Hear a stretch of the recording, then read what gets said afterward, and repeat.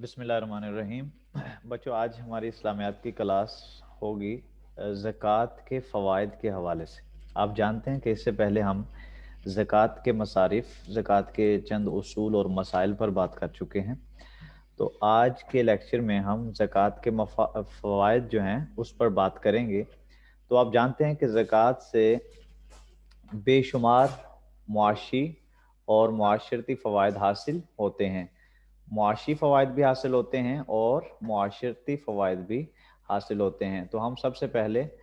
जिन फ़वाइद पर बात करेंगे वो हैं ज़कात के मुआशी फ़वाइद। तो उसमें सबसे पहला फ़ायदा जो है वो है गर्दिश दौलत। तो ज़कात के मुआशी फ़वाइद में पहला फ़ायदा ये होता है कि ज़कात के अदायगी से, ज़कात अदा करने से दौलत गर्दिश में रहती है। मुआशी तरक्की के लिए ज़रूरी है कि दौलत चंद हाथों में मुर्तकिज़ होकर ना रह जाए, यानी चंद हाथों में ही सिमट कर जमा होकर ना रह जाए, बल्कि मुनासिब तरीके से गर्दिश में रहे। यानी कि एक शख्स से निकल कर दूसरे शख्स की तरफ, दूसरे से निकल कर तीसरे की तरफ, यानी कि दौलत जो है वो गर्दिश करती रहे। इससे जो है ना निज़ाम मईशत जो है वो अपनी बेहतरी के साथ चलता रहता है, तसलसल के साथ चलता रहता है। कुरान मजीद में ज़कात की मईशत का ये मकसद बयान फरमाया गया है। अल्लाह रब्बुल इज़्ज़त का इरशाद है कई ला यकून दूलतम बैनल अगनियाई मिनकुम। इस आयत में फरमाया कि ताकि ऐसा ना हो कि दौलत तुम्हारे दौलत चंद दौलतमंदों के दरमियान सिमट कर रह जाए, बल्कि कुरान इसका मकसद बयान करते हुए कुरान करीम में अल्लाह रब्बुल इज़्ज़त फरमाते हैं कि दौलत का मकसद ही ये है, इसका ज़कात का मकसद ही ये है कि ताकि दौलत जो है वो चंद हाथों में सिमट कर ना रह जाए, बल्कि वो गर्दिश करती रहे और मतलब कि अमीरों से गरीबों की तरफ जो है वो पैसा जो है वो मुंतकिल होता रहे। इस तरह करने से क्या होता है, एक तसलसल के साथ मईशत का जो निज़ाम है वो चलना शुरू हो जाता है और उसमें बेहतरी आना शुरू हो जाती है। और ज़कात के ज़रिए से ये चीज़ जो है वो बेहतर तरीके से हमें हासिल हो जाती है और हासिल हो सकती है। तो पता ये चला कि जब निज़ाम ज़कात जो है वो कायम हो जाए तो मुआशी फ़वाइद में एक बहुत बड़ा फ़ायदा जो है वो ये है कि दौलत जो है वो गर्दिश में रहती है। और अगर ऐसा ना हो तो फिर क्या होता है कि दौलत चंद लोगों तक महदूद हो जाती है, जिसकी वजह से दूसरा तबका वो जो दौलत से महरूम होता है उसके लिए नए नए मसाइल खड़े होते हैं और उसके लिए बहुत ज़्यादा परेशानी का बाइस बन जाती है ये चीज़। तो इसके साथ साथ दूसरा जो फ़ायदा है ज़कात के मुआशी फ़वाइद में, जो दूसरा फ़ायदा है वो ये है कि गुर्बत का खात्मा, गुर्बत का खात्मा। तो ज़कात अमीरों से लेकर गरीबों में तकसीम कर दी जाती है। आप जानते हैं कि ज़कात की अदायगी में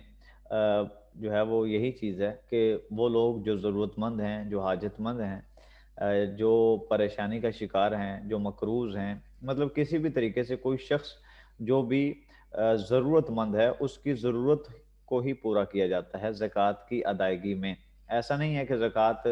अमीरों से लेकर अमीरों को ही दी जाए, बल्कि हर वो तबका जहाँ पर ज़कात दी जाती है वो मुस्तहिक होता है। आप जैसा कि मसारिफ में पढ़ चुके हैं। तो इस तरह गरीबों की कफ़ालत का इंतज़ाम हो जाता है और ज़कात जो है वो गुर्बत का ख़ात्मे का ज़रिया बनना शुरू हो जाती है और वो भी जो गरीब लोग हैं वो भी मुआशी दौड़ में हिस्सा ले लेते हैं और वो अपने पाँव पे खड़े होने के काबिल हो जाते हैं। दौलत चंद हाथों से निकल कर बेशुमार अफराद की तरफ जो है वो तकसीम हो जाती है, मुंतकिल हो जाती है, जिससे रोज़गार के मौक़े पैदा होते हैं और मुआशरत से गुर्बत का ख़ात्मा होता है। जब गरीब लोगों के पास दौलत आती है तो यकीनन वो उस दौलत के ज़रिए से वो भी अपने मुताबिक, अपनी हैसियत के मुताबिक उस दौलत को जो है वो खर्च करते हैं और फिर इसके ज़रिए से जो है ना रोज़गार के मौक़े पैदा होते हैं। यानी हर शख्स जो है वो किसी न किसी जगह पर दौलत को खर्च करता है جس کی وجہ سے جو ہے نا روزگار کے مواقع بڑھتے ہیں اور ملک کی جو حالت ہے، معاشی حالت ہے، وہ بہتری کی طرف گامزن ہو جاتی ہے۔ اس کے ساتھ ساتھ زکوٰۃ کے فوائد میں سے ایک فائدہ یہ ہے کہ سودی نظام معیشت کا خاتمہ، سودی نظام معیشت کا خاتمہ۔ سود ایک ایسا نظام ہے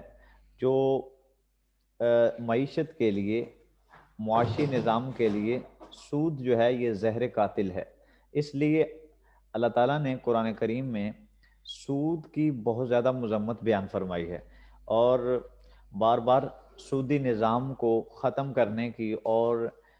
اس کو مٹانے کی کوشش کی ہے تاکہ مسلمان جو ہے اس طرف نہ جائیں۔ اسلام اس سے بچانے کی کوشش کرتا ہے، اور یہاں تک بتایا ہے کہ جو لوگ سود کا کاروبار کرتے ہیں، سود کا لین دین کرتے ہیں، تو سود کے ذریعے سے، تو فرمایا کہ وہ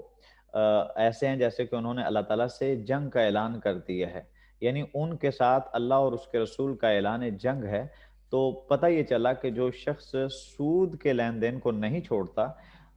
وہ سودی معاملات سے پیچھے نہیں ہٹتا، تو گویا کہ وہ اللہ اور اس کے رسول کے ساتھ جنگ کرنے کے لیے تیار ہو چکا ہے، اور وہ جو ہے نا گویا کہ جرت کے ساتھ اللہ اور اس کے رسول کے ساتھ جنگ کرنے کے لیے میدان میں اترا ہوا ہے۔ تو پھر اس شخص کا انجام کیا ہوگا؟ اور جو شخص یہ کہے کہ میں اللہ اور اس کے رسول کے ساتھ جنگ کرنے کے لیے تیار ہوں، ہم خود اس کا اندازہ لگا سکتے ہیں۔ تو یہ اتنی بڑی لعنت ہے سود، جس معاشرے کے اندر جو ہے وہ سود کا نظام جو ہے وہ چلتا ہو، جہاں پر سود کا نظام قائم ہو جائے، وہاں پر جو ہے کس طرح کے حالات ہوں گے، اور جو ہے نا لوگوں کے اوپر اس کا کتنا اثر پڑے گا۔ تو قرآن کریم نے اس کو چونکہ مٹانے کی کوشش کی ہے، اس سے روکنے کی کوشش کی ہے، جیسا کہ اللہ تعالیٰ کا ارشاد ہے یمحق اللہ الربا ویربی الصدقات،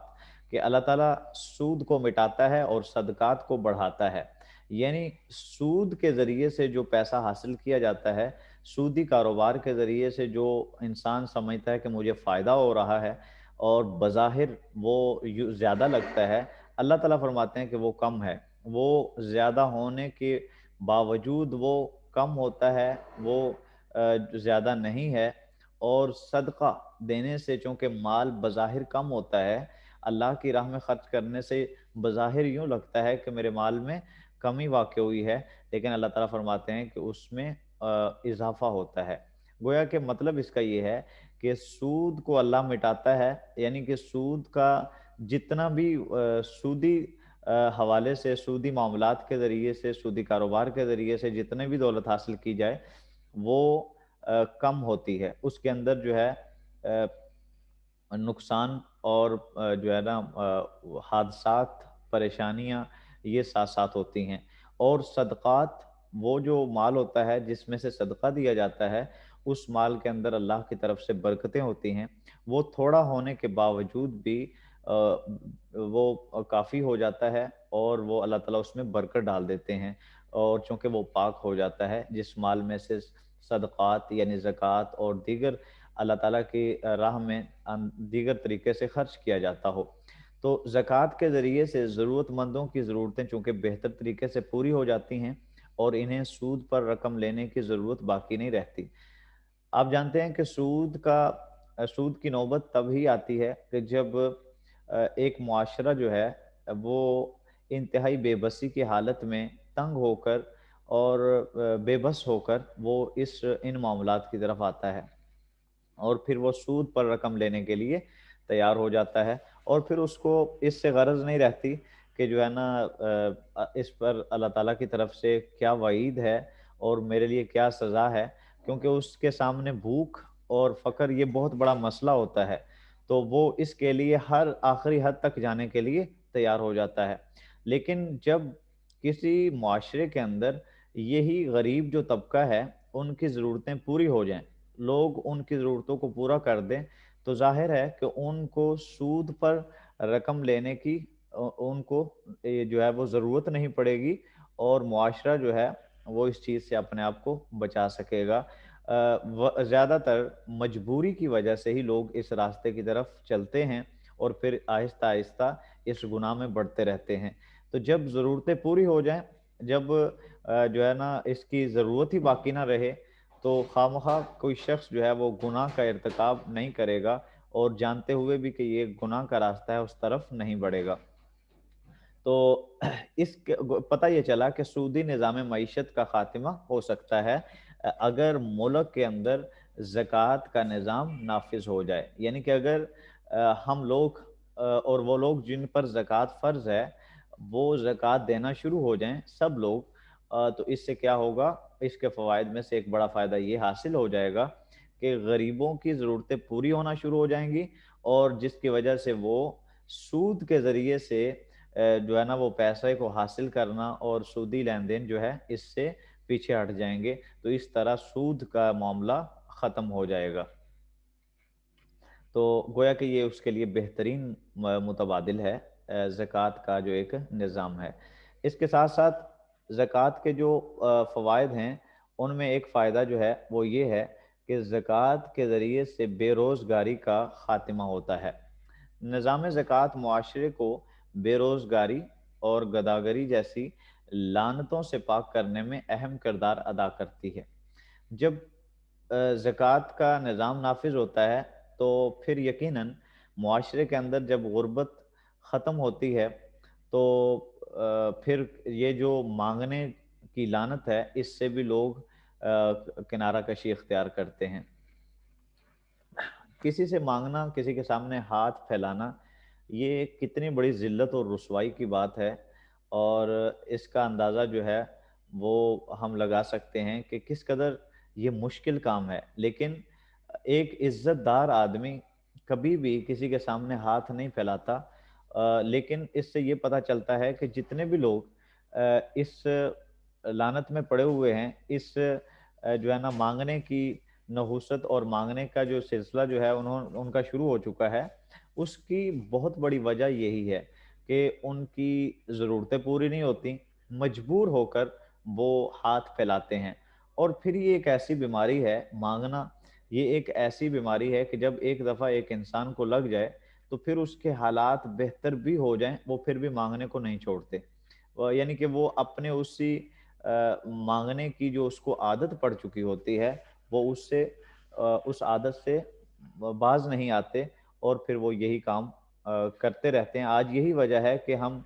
گلی گلی محلے محلے میں ایسے لوگوں کو کثرت سے دیکھتے ہیں۔ ان میں سے اکثر افراد آپ کو ایسے ہی ملیں گے کہ جو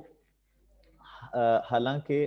مانگنا جو ہے ان کو زیب نہیں دیتا، اللہ تعالیٰ نے ان کو ہاتھ پاؤں سلامت دیے ہوئے ہیں اور وہ تندرست ہیں، اور اگر تحقیق کی جائے تو وہ گھریلو اعتبار سے ٹھیک بھی ہوتے ہیں، ان کو یعنی کہ مانگنے کی حاجت بھی نہیں ہوتی، بس ان کا ایک پیشہ بن چکا ہے، ایک ان کی عادت بن چکی ہے، جس کی وجہ سے وہ اس سے توبہ کرنے کے لیے اور اس سے پیچھے ہٹنے کے لیے تیار نہیں ہیں۔ اس کی ایک وجہ بڑی یہی ہے کہ چونکہ معاشرے کے اندر امیر لوگ جو ہے وہ غریبوں کو دولت جو ہے نہیں دیتے، یعنی کہ زکوٰۃ کے طور پر، اور میں پہلے بھی عرض کر چکا ہوں کہ زکوٰۃ کا نکالنا یہ کوئی احسان نہیں ہے غریبوں کے اوپر، یہ کوئی ان کے اوپر ہم بہت بڑا جو ہے نا احسان نہیں کرتے، بلکہ یہ تو اللہ کی طرف سے ہمارے دولت میں ان کا حصہ مقرر ہے کہ آپ نے دینا ہی دینا ہے ہر حال میں۔ تو یہ تو ہمیں، اگر ہم اس بات کو سمجھیں تو یہ تو ہمیں اللہ کا شکر ادا کرنا چاہیے، اور زکوٰۃ دے دینے کے بعد اللہ کا شکر ادا کرنا چاہیے کہ اللہ تعالیٰ نے اب ہمارے مال کو پاک کر دیا ہے، اور ان لوگوں کا شکریہ ادا کرنا چاہیے کہ جن لوگوں نے آپ کے زکوٰۃ کو وصول کر لیا اور قبول کر لیا۔ لیکن آج ہمارا معاشرہ میں یہ چیز نہیں ہمیں نظر آتی، بلکہ اول تو لوگ زکوٰۃ نکالتے نہیں ہیں، اور اگر نکالتے ہیں تو اپنی غرض اور مفادات کو سامنے رکھتے ہیں، اور اگر کسی کو زکوٰۃ کا پیسہ دیتے بھی ہیں تو اس سے ان کے مفادات منسلک ہوتے ہیں، اس سے فائدہ اٹھاتے ہیں کسی نہ کسی مد میں۔ تو اس لیے پتہ یہ چلا کہ زکوٰۃ جب دی جاتی ہے تو زکوٰۃ دینے سے معاشرے کے اندر جو بے روزگاری ہے اور معاشرے کے اندر جو بھیک مانگنے کا جو ایک سلسلہ چلا ہوا ہے یہ ختم ہو جاتا ہے۔ اور ظاہر ہے کہ جب کسی کی ضرورت پوری ہوتی ہے گھر میں بیٹھ کر تو اس کو کیا مصیبت پڑی ہوئی ہے کہ وہ جو ہے نا گھر سے باہر نکل کر لوگوں کے سامنے ہاتھ پھیلائے گا، اور وہ مجبور ہو کر ہاتھ پھیلاتا ہے، پھر اس کی نحوست یہ ہے کہ جب وہ ایک دفعہ ہاتھ پھیلانے شروع کر دیتے ہیں تو پھر میں نے عرض کیا کہ بعد میں اگر حالات ٹھیک بھی ہو جاتے ہیں تو یہ عادت ایسی ہے کہ پھر چھوٹتی نہیں ہے، پھر وہ جو ہے نا ضرورت مند نہیں ہوتے پھر بھی لوگوں کے سامنے وہ ہاتھ پھیلاتے رہتے ہیں۔ تو اس لیے ہمیں اس برائی کو روکنے کے لیے کردار ادا کرنا چاہیے، اور اس کا بہترین طریقہ جو ہے وہ زکوٰۃ کی ادائیگی ہے۔ تو گویا کہ ثابت یہ ہوا کہ زکوٰۃ کی ادائیگی سے، زکوٰۃ کا نظام قائم کرنے سے، نافذ کرنے سے معاشرے کے اندر سے غربت اور مانگنے کا جو ایک سلسلہ ہے، اس پر ہم جو ہے وہ کنٹرول کر سکتے ہیں، اس کو روک سکتے ہیں۔ اس کے ساتھ ساتھ زکوٰۃ کے جو فوائد ہیں، معاشی فوائد، ان میں سے ایک فائدہ یہ ہے کہ پیداوار میں اضافہ ہوتا ہے۔ کسی بھی ملک کی ترقی کا دار و مدار اس کی کل مجموعی پیداوار پر ہے۔ امیر لوگ اپنا سرمایہ جمع کر کے رکھنے کی بجائے کاروبار میں لگائیں گے تو معیشت میں بہتری آئے گی اور پیداوار میں اضافہ ہوگا۔ غریب لوگ بھی تھوڑے سرمایہ سے معاشی جدوجہد میں شریک ہو جاتے ہیں، جس سے نہ صرف ان کی اپنی حاجت بہتر ہوتی ہے بلکہ مجموعی قومی پیداوار میں بھی اضافہ ہو جاتا ہے۔ تو یہ معاشی فوائد میں آخری فائدہ ہے کہ ملکی جو پیداوار ہے اس میں اضافہ ہوتا ہے۔ کس طرح کہ جب وہ لوگ جو غریب ہیں، جن کے پاس لگانے کے لیے پیسہ ہی نہیں ہے، وہ ہاتھ پہ ہاتھ رکھ کے بیٹھے رہتے ہیں اور وہ بالکل اپنی صلاحیتوں کو بھی ضائع کرتے ہیں اور کسی بھی کام کے نہیں رہتے۔ وجہ یہ ہے کہ ان کے سامنے رکاوٹ جو ہے وہ یہی ہے کہ ان کے پاس سرمایہ نہیں ہے، دولت نہیں ہے ان کے پاس۔ لیکن جب نظام زکوٰۃ نافذ ہو جائے تو امیر لوگ غریبوں کو زکوٰۃ کا پیسہ دینا شروع ہو جائیں تو پھر یقیناً غریبوں کے ہاتھ بھی کچھ نہ کچھ رقم اور دولت جو ہے وہ ان کے ہاتھ میں آ جائے گی، جس سے وہ بھی ملکی جو معیشت ہے، ملکی جو پیداوار ہے، اس کے اندر وہ بھی اپنا کردار ادا کریں گے، اور وہ بھی اپنی بساط کے مطابق، اپنی توفیق کے مطابق جو ہے کوشش کریں گے اور اپنے پیسے کو صرف کریں گے، جس سے ملک کے اوپر ایک اچھے اثرات پڑیں گے۔ یعنی ہر شخص جب اس معاشی جدوجہد میں شریک ہو جاتا ہے اور اس کے لیے کوشش کرتا ہے تو یقیناً اس کا اثر وہ سب لوگوں پر پڑتا ہے اور مجموعی طور پر ملکی حالات بہتری کی طرف آنا شروع ہو جاتے ہیں۔ تو یہ چند زکوٰۃ کے معاشی فوائد تھے جو ہمیں زکوٰۃ کے ذریعے سے حاصل ہوتے ہیں۔ اگر ہم زکوٰۃ کو ادا کرنا شروع کر دیں، وہ لوگ جن پر زکوٰۃ فرض ہے وہ زکوٰۃ دینا شروع ہو جائیں تو یقیناً معاشرے کو یہ سارے فوائد حاصل ہو جاتے ہیں معاشی طور پر۔ اور اگر کوئی معاشرہ کسی جگہ پر لوگ زکوٰۃ ادا نہیں کرتے تو وہ معاشرہ ان تمام معاشی فوائد سے محروم رہتا ہے۔ اس کے ساتھ ساتھ زکوٰۃ کے کچھ معاشرتی فوائد ہیں جو ایک معاشرے کو حاصل ہوتے ہیں۔ ان میں سے سب سے پہلا فائدہ وہ یہ ہے تزکیہ نفس۔ تزکیہ نفس کا مطلب ہوتا ہے نفس کا پاک ہونا، نفس کی پاکیزگی۔ تو زکوٰۃ ادا کرنے سے انسان کو تزکیہ نفس حاصل ہوتا ہے۔ اس کا دل دنیا کی حرص، اس کا دل جو ہے وہ دنیا کی حرص سے پاک ہو جاتا ہے۔ اس کے دل سے دنیا کی جو محبت ہے وہ ختم ہونا شروع ہو جاتی ہے اور وہ اپنے دل کو پاک کر لیتا ہے۔ انسان کی ترقی کی راہ میں رکاوٹ مال کی محبت ہے، کیونکہ انسان جو ہے اس وقت تک اللہ کا قرب حاصل نہیں کر سکتا، اس وقت تک انسان کے دل میں اللہ کی محبت اور اس کا نور جو ہے وہ نہیں آ سکتا جب تک کسی بھی دل کے اندر مال کی محبت ہو، کسی بھی دل کے اندر جو ہے وہ اللہ کے علاوہ دوسری چیزوں کی محبت ہو، چاہے وہ مال ہو، اولاد ہو یا کوئی بھی چیز ہو جس کی محبت انسان کے دل کے اندر ہے، اس وقت تک انسان اللہ کی محبت کو اپنے دل میں اور رسول پاک صلی اللہ علیہ وسلم کی محبت کو اپنے دل میں جگہ نہیں دے سکتا۔ اللہ اور اس کے رسول کی محبت اسی دل کو حاصل ہو سکتی ہے جو دل پاک ہوتا ہے، جس دل کے اندر یہ صلاحیت ہوتی ہے، اسی دل کے اندر اللہ اور اس کی محبت اور رسول پاک صلی اللہ علیہ وسلم کی محبت اس دل میں آ جاتی ہے۔ تو اس چیز کی ہر بندے کو ضرورت ہے کہ اس کو اللہ کا قرب حاصل ہو، اس کی روحانی ترقی حاصل ہو اس کو. تو اس کے لیے جہاں اور بہت ساری چیزیں ہیں جو ہمیں مددگار ثابت ہوتی ہیں اللہ تعالیٰ کا قرب حاصل کرنے کے لیے، اس میں زکوٰۃ بھی ہے. کہ جب ہم زکوٰۃ ادا کرتے ہیں تو آپ جانتے ہیں کہ اپنا کمایا ہوا پیسہ، اپنی دولت کسی کو دینا اور یہ کام کرنا، یہ بڑا مشکل کام ہوتا ہے. حالانکہ ہر شخص کو پتہ بھی ہے، ہر شخص زبان سے یہ کہہ بھی رہا ہوتا ہے کہ یہ سارا کچھ اللہ کا دیا ہوا ہے، لیکن اللہ کے دیے ہوئے میں سے اللہ کے حکم پر دینا پھر بھی ہمارے لیے بڑا دشوار ہوتا ہے.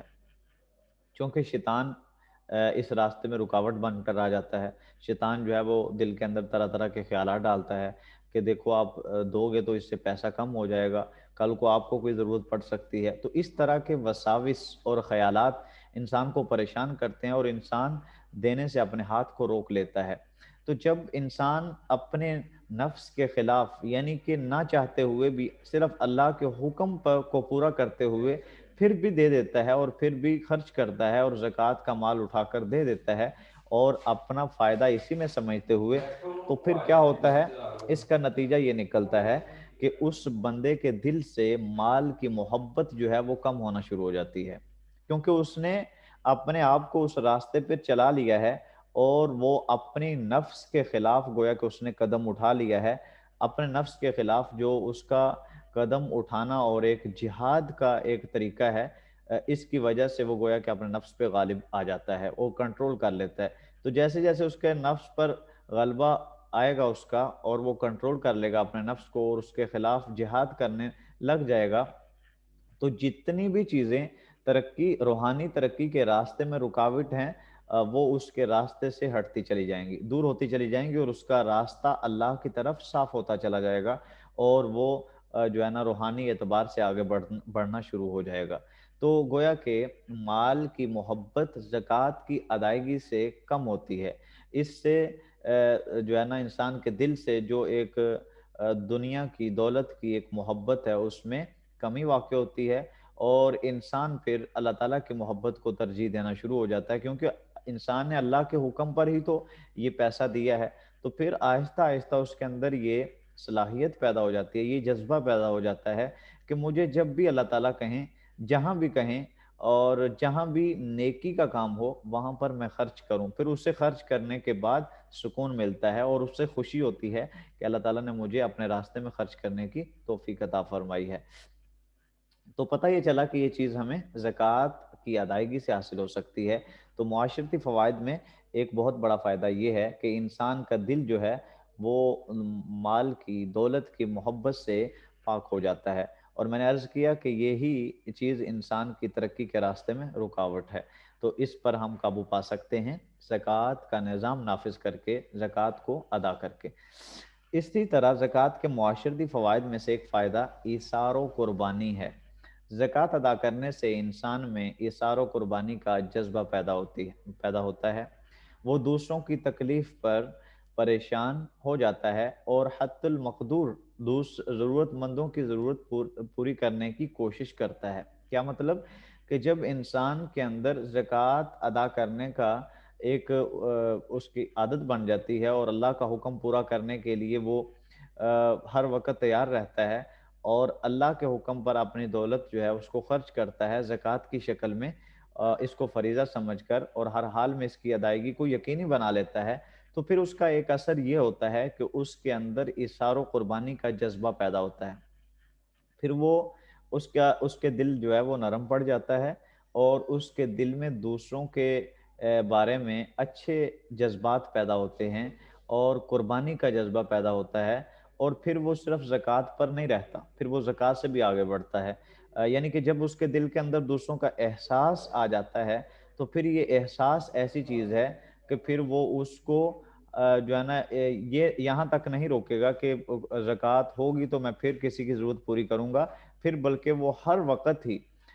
کسی بھی شخص کو پریشان دیکھ کر، ضرورت مند کو دیکھ کر وہ جو ہے نا اس کی مدد کرنا اور اس کی جو ہے نا اس کے کام آنا یہ اپنا نصب العین بنا لیتا ہے. اور پھر وہ چاہے وہ زکوٰۃ کا پیسہ ہو یا زکوٰۃ کا پیسہ نہ ہو، پھر وہ ہر حال میں مخلوق خدا کی خدمت کرنا اپنے اوپر فرض سمجھ لیتا ہے، اور پھر وہ اپنی زندگی کو اسی کام میں لگانا شروع ہو جاتا ہے۔ اور یہ کتنی بڑی صفت اور خوبی ہے اگر کسی معاشرے کے اندر سب لوگوں کی ہی ایسی سوچ ہو کہ میں